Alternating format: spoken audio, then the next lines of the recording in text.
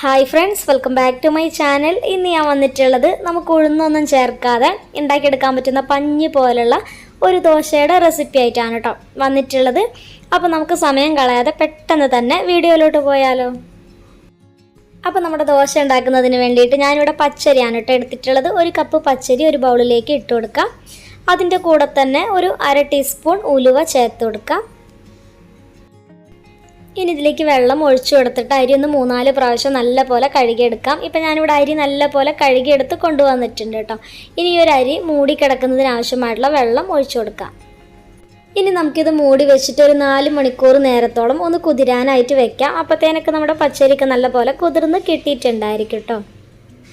ഇപ്പോൾ അതാ നമ്മുടെ പച്ചരി കുതിർക്കാനായിട്ട് വെച്ചിട്ട് ഒരു 4 മണിക്കൂർ കഴിഞ്ഞിട്ടുണ്ട് കേട്ടോ. ഇപ്പോൾ അതാ കണ്ടില്ലേ, പച്ചരിക്ക് നല്ല പോലെ തന്നെ കുതിർന്ന് വന്നിട്ടുണ്ട്. ഇനി നമുക്കിത് അരച്ചെടുക്കണം. അപ്പോൾ ഇതിൻ്റെ മുന്നേറ്റ് നമുക്കിതിലേക്ക് കുറച്ച് അവൽ വേണം. അപ്പോൾ ഞാനിവിടെ ഒരു ബൗളിലേക്ക് 1/2 കപ്പ് അവൽ എടുത്തിട്ടുണ്ട്. അപ്പോൾ ഏത് കളറിലുള്ള അവൽ വേണമെങ്കിലും നമുക്ക് എടുക്കാം കേട്ടോ. ഇനി ഒരു അവലൊന്ന് കുതിരാനായിട്ട് നമുക്കൊരു 5 മിനിറ്റ് ഒന്ന് മാറ്റി വയ്ക്കാം.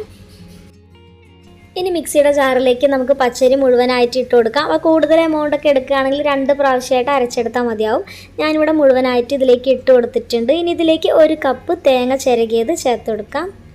അപ്പോൾ നമ്മളിവിടെ കോക്കനട്ട് ദോശയാണ് കേട്ടോ ഉണ്ടാക്കിയെടുക്കുന്നത്. അപ്പോൾ അതുകൊണ്ട് 1 കപ്പ് പച്ചരിക്ക് 1 കപ്പ് തേങ്ങ ചിരകിയത് എന്നുള്ള അളവിലാണ് ചേർത്ത് കൊടുത്തിട്ടുള്ളത്. ഇനി ഇതിലേക്ക് നമ്മൾ നേരത്തെ കുതിർക്കാനായിട്ട് വെച്ചിട്ടുണ്ടായിരുന്ന അവലുണ്ടല്ലോ, അത് മുഴുവനായിട്ട് ഇതിലേക്ക് ഇട്ട് കൊടുക്കാം. ഇനി ഇതിലേക്ക് ആവശ്യത്തിന് വെള്ളം ചേർത്തിട്ട് നന്നായിട്ട് അരച്ചെടുക്കാം. അപ്പോൾ നമ്മൾ നേരത്തെ കുതിർക്കാനായിട്ട് വെച്ചിട്ടുണ്ടായിരുന്ന ആ വെള്ളം ഉണ്ടല്ലോ, ആ ഒരു വെള്ളം ചേർത്തിട്ട് തന്നെയാണ് കേട്ടോ അരച്ചെടുത്തിട്ടുള്ളത്. ഇപ്പോൾ ഇതാ ഇതേപോലെ നല്ല പേസ്റ്റ് പോലെ അരച്ചെടുത്തിട്ടുണ്ട്. ഇനി നമുക്കിത് വേറെ ബൗളിലേക്ക് മാറ്റാം. അപ്പോൾ നമ്മൾ ദോശമാവിനൊക്കെ മാവ് അരച്ചെടുക്കില്ലേ, ആ ഒരു കൺസിസ്റ്റൻസിയിലാണ് കേട്ടോ. കണ്ടില്ലേ, ഇതേപോലെ ഒരു ലൂസായിട്ടാണ് നമ്മൾ ഈ ഒരു മാവ് അരച്ചെടുക്കേണ്ടത്. അപ്പോൾ അതിനനുസരിച്ചിട്ട് വെള്ളം ചേർത്ത് കൊടുത്താൽ മതിയാവും. ഇനി ഇതിലേക്ക് ആവശ്യത്തിന് ഉപ്പ് ചേർത്ത് കൊടുക്കാം. ഉപ്പ് ചേർത്തിട്ട് നന്നായിട്ട് ഇതുപോലെ ഒന്ന് മിക്സ് ചെയ്തിട്ട് എടുക്കാം. എന്നിട്ട് നമ്മൾ ദോശയ്ക്കൊക്കെ മാവ് പുളിക്കാനായിട്ട് വെക്കുമല്ലോ, അതേപോലെ തന്നെ നമുക്കൊരു 8 മണിക്കൂറോളം മാവൊന്ന് മൂടി വെച്ചിട്ട് പുളിക്കാനായിട്ട് മാറ്റി വയ്ക്കാം. ഞാനിവിടെ നമ്മുടെ മാവ് ഓവർനൈറ്റാണ് കേട്ടോ വെച്ചിട്ടുണ്ടായിരുന്നത്. പിറ്റേ ദിവസം രാവിലേക്ക് നല്ലപോലെ തന്നെ നമ്മുടെ മാവൊക്കെ ഒന്ന് പുളിച്ചിട്ട് വന്നിട്ടുണ്ട്. ഇനി നന്നായിട്ട് ഇതുപോലെ ഒന്ന് മിക്സ് ചെയ്തിട്ട് എടുക്കാം. ഇനി ഒരു സമയത്ത് നമുക്ക് തിക്കായിട്ടുണ്ട് തോന്നുവാണെങ്കിൽ കുറച്ച് വെള്ളം ചേർത്ത് കൊടുക്കാം. ആവശ്യത്തിന് ഉപ്പൊക്കെ ചേർത്തിട്ട് ഒന്ന് മിക്സ് ചെയ്തെടുത്താൽ മതിയാവും. ഇനി നമുക്കിതിലേക്ക് ഒന്നും ചേർത്ത് കൊടുക്കാനായിട്ടില്ല. ഉടൻ തന്നെ നമുക്ക് നമ്മുടെ ദോശ റെഡിയാക്കിയിട്ടെടുക്കാം. അതിന് വേണ്ടിയിട്ട് ഒരു ദോശ പാൻ വെച്ച് കൊടുത്തിട്ടുണ്ട്. പാൻ നല്ല പോലെ തന്നെ ചൂടായിട്ട് വരുമ്പോൾ നമുക്കിതിലേക്ക് ഒരു കയ്യിൽ മാവ് ഒഴിച്ചു കൊടുത്തിട്ട് ഇതുപോലെ ഒന്ന് പരത്തി കൊടുക്കാം. വെന്ത് വരുന്ന സമയത്ത് ഇതിലേക്ക് കുറച്ച് എണ്ണ ഒഴിച്ചു കൊടുക്കാം. അപ്പോൾ എണ്ണയോ നെയ്യോ എന്താണ് ഇഷ്ടം എന്നുണ്ടെങ്കിൽ അത് ഒഴിച്ചു കൊടുത്താൽ മതിയാവും കേട്ടോ. എന്നിട്ട് നമുക്കിതൊന്ന് മൂടി വെച്ചിട്ട് ഒന്ന് കുക്ക് ചെയ്തിട്ട് എടുക്കാം.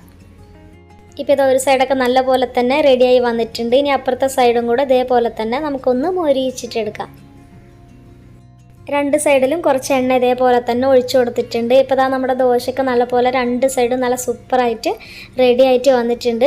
അപ്പോൾ ഇനി നമുക്കിത് എടുത്ത് മാറ്റാം.